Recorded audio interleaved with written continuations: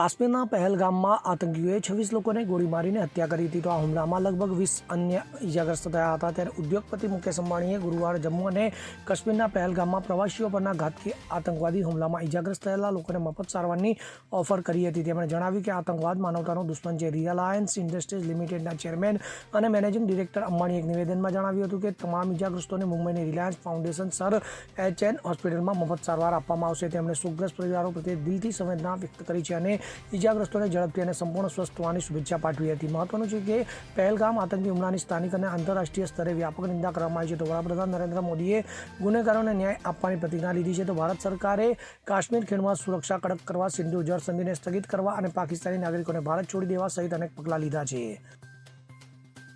Bureau report, CN24 news.